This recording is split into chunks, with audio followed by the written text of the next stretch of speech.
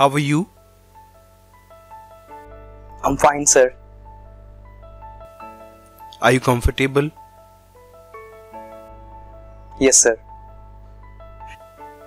Shall we begin the interview? Yeah, sure. Okay, let me introduce myself. My name is Ashwini Saini and I'll be taking your IELTS interview today. And we'll begin with the introductory part. Firstly, tell me your full name. Sir, my name is Rahul Sharma. How may I call you? You can call me with my first name Rahul. Can I see your ID? Yes, sir. Here it is. Rahul, do you study or you work? Sir, I'm still a student. Now I will ask some questions related to your studies. What is your educational qualification? I've recently passed my 12th standard from SBS Senior Secondary School and I had non-medical stream in which I secured 68% marks. Why did you choose this? Actually, my father decided that I should opt for non-medical because he thinks that there are more career opportunities for non-medical students than other streams, and I always respect his decision and do what he says.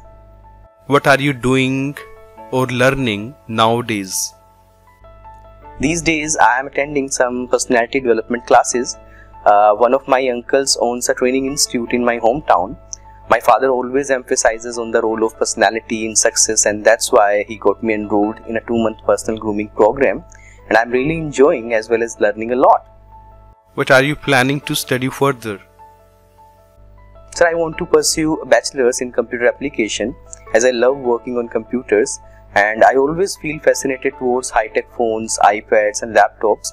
I also believe that I can do much better in this domain because I like it. What other skills do you want to acquire? Well, recently I made a list of skills I need to have. It includes driving a car, swimming and cooking on priority. Although I do all this, but I am not an expert, and there's a quotation, a little knowledge of something is dangerous, so I want to be perfect in all these skills.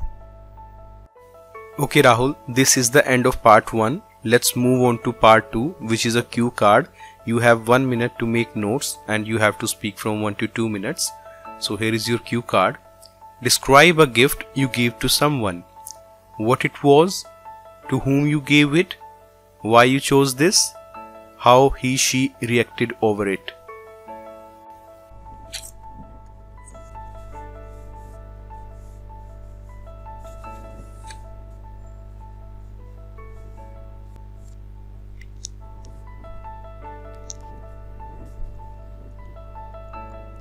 Although I have gifted so many things to my closed ones on special occasions, but if I have to pick one out of that, then I remember an instance when I gifted a self-help and motivational book.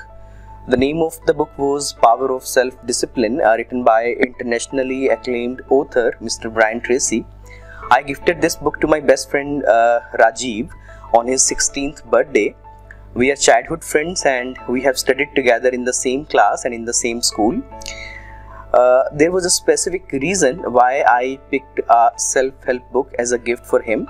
He is very sharp-minded and proactive in both studies and sports, but he has this big problem that he is highly undisciplined in life. He doesn't do what he should do on priority, and he wastes his precious time on WhatsApp and YouTube and Facebook. He's a good badminton player, but he missed a lifetime opportunity to play at state level because he did not appear in the medical examination held in the school. He disappointed his parents as well as his teachers. Even his attendance was short in 10th class, but on the request of parents, he was given a roll number to sit in annual exams after a penalty of $2,600, which was too much for his family. Being his friend, I want him to remove this weakness. That's why I plan to give him this book, which really helped me in developing discipline in my life when I read it. He was quite happy at the moment when he got to know that it was a self-improvement book, because he knew my intentions and my concern for him. He thanked me for this and promised me to read the book as soon as possible and observe a discipline in his life. Now I will ask some follow-up questions. How important is it to exchange gifts in your view? I think that it is the best way to express love and care for someone who has a special place in our life. Sometimes we can settle differences with someone by means of a gift and make our relationship as well as emotional bonding stronger. I also believe that gifts have their own language of communication which unite two people even without speaking any words from mouth. Do people exchange more gifts now compared to past? Yes, exchange of gifts is on the rise as people tend to organize more get-together and parties for every occasion such as birthdays, promotion, marriage ceremony, etc.